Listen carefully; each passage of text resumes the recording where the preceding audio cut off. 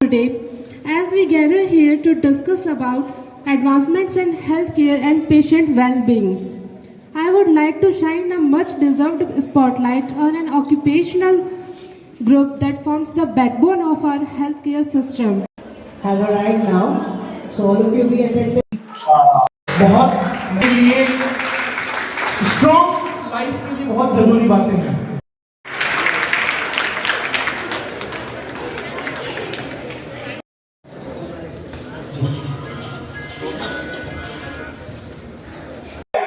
जिस भावना से वो मदद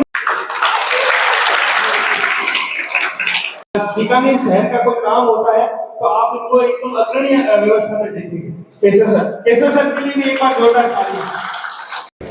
उन्होंने इस प्रोग्राम की सहभागिता निभाई, हमारे क्लब को ज्वाइन किया, इनके लिए मैं धन्यवाद मेरी क्लब की ओर से और स्कूल की मैम को भी और डॉक्टर साहब श्याम जी को जो बच्चों को निरामय के लिए बताएंगे। Thank you. मैं रोटरी क्लब से आता हूँ।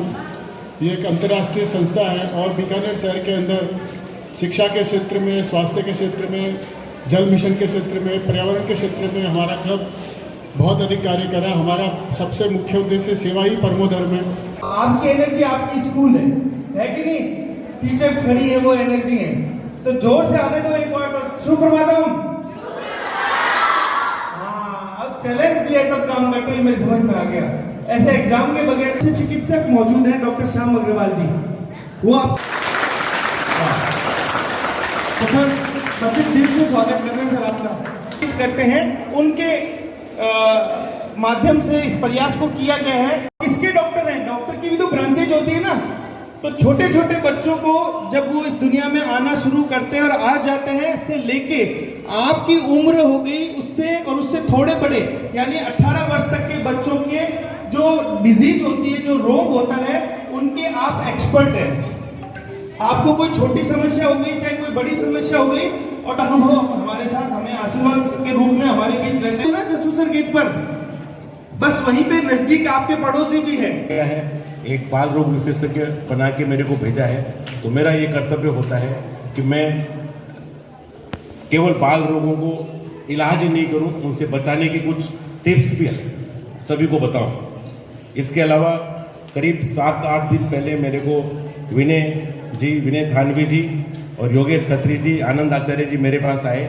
उन्होंने ये एक संधारणा रखी कि लोकराग फाउंडेशन और रोटरी क्लब बीकानेर रॉयल्स के तत्वावधान में हम ये काम करना चाहते हैं कि स्कूल्स में जा कर के बच्चों के समक्ष उनको बताया जाए कि वो किस तरह से स्वस्थ रह सके, क्योंकि एक विशाल देश है, बहुत बड़ा देश है, और यहाँ पर बीमारियाँ जो है अभी तक हम लोग इस स्थिति में है कि अभी तक इन्फेक्शन से भी अपने आप को बचा नहीं पाए हैं, जबकि पूरे वेस्टर्न वर्ल्ड में ये है कि इन्फेक्शन बहुत कम होता है और लाइफ स्टाइल डिजीज ज़्यादा होती है।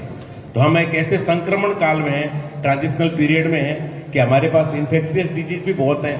अभी तक भी ओरी होती है, चिकन पॉक्स होता है जो वैक्सीन से बचाई जाने वाली बीमारी है, और दूसरे हम लाइफ स्टाइल डिजीज जो हम अपनी लाइफ स्टाइल खराब करके, चाहे वो जंक फूड, फास्ट फूड या स्क्रीन टाइम हो, उसकी वजह से खराब कर रहे हैं। तो उसके लिए मैं ये चाहता हूँ कि एक अलग हमें जगानी होगी।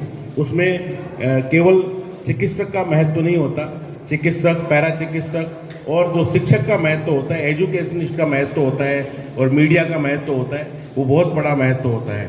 क्योंकि सभी तक पहुंचना केवल एक समाज का एक हिस्सा नहीं कर सकता, केवल चिकित्सक नहीं कर सकते। तो मैं विनय थानवी जी को, योगेश जी को और आनंद जी को इस मुहिम चलाने के लिए, और हमारे रोटरी क्लब रॉयल्स के माननीय विपिन लड्डा जी और चमड़िया जी, उन सभी को धन्यवाद देता हूं कि उन्होंने बीकानेर के लिए एक ये मुहिम चलाई। और मेरे को लगता है कि ये मुहिम बीकानेर नहीं, पूरे राजस्थान नहीं, पूरे राष्ट्रीय स्तर पे चालू होगी। तो ये किस रूप में जाएगा, अच्छे रूप में जाए। ये जो आज ये मुहिम चालू हुई है, ये राष्ट्रीय स्तरीय मुहिम बने। तो ये हमारे प्रिय राहुल बोस है और इनके बारे में मैं कुछ नहीं कह सकता। ये मेरे बड़े भाई भी हैं और बहुत हेल्पफुल है, पूरे बीकानेर के लिए एक संजीवनी है। और विशेषकर अपने शहर के क्षेत्र जो मुरलीधर व्यास कॉलोनी का क्षेत्र है और पूरे शहर के लिए ये समर्पित है। हमारे जो अभिभावक हैं, जो पहले बच्चे को लेके आते हैं, एडमिशन करते हैं, उनको एक सीख देनी होगी कि हमारे पहले 6 महीने अगर हम बच्चे को स्तनपान करवाते हैं टोटली 100%, तो वो बच्चा दिमाग भी उसका बहुत अच्छा होता है और वो आगे तरक्की भी खूब करता है और आध्यात्मिक रूप से भी वो सबल होता है। 2 घंटे बाद हम मोबाइल को टच नहीं करें, ये चीज़ हमें बच्चों को भी सिखानी होगी और बच्चों के साथ खेलना होगा, कूदना होगा, बाहर जाना होगा और बच्चों के साथ हम पढ़ाई भी करते हैं, उनके बुक के साथ में वो सारा हम कर सकते हैं। एडिक्शन हटाने का जो कार्यक्रम है, मोबाइल नहीं देखने का, क्यों नहीं देखूं इसका तो मैंने बता दिया।